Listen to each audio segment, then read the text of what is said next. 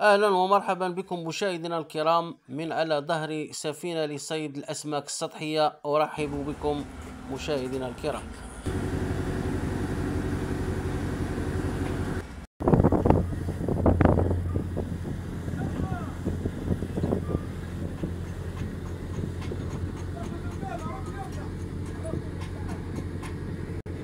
وكيبقاو يضربوه في الجنب ديال الباطو باش الحوت اللي كان قريب يعاود يدخل ويرجع يدخل للشبكة. هادشي اللي كاين.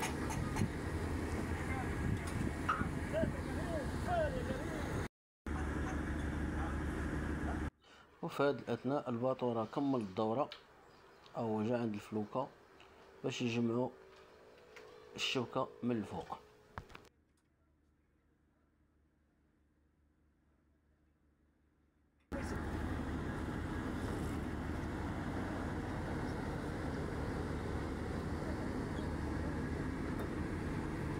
في هذه الأثناء كيجبدوا الخيط من التحت وكتجمع الشبكة بهذه الطريقة، وكيبقى الحوت منحصر داخل الشبكة وكيقربوا بشوية بشوية حتى كيطلعوه.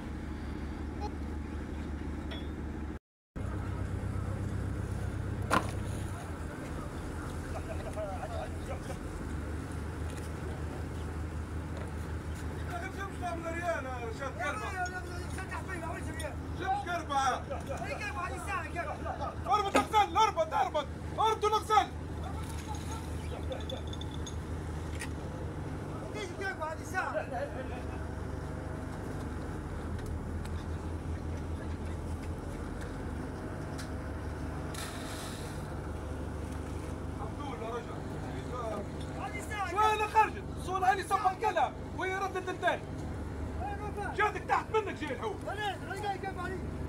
قربت زوج يا اخي. لا لا تبقى هي وبرا خلاص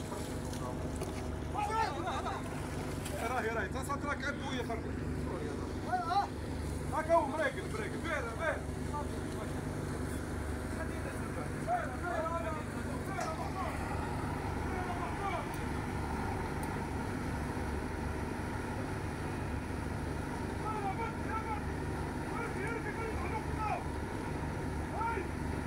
ودابا راه كيجمعوا الباندو من تحت الشبكة باش كتسد الشبكة من التحت.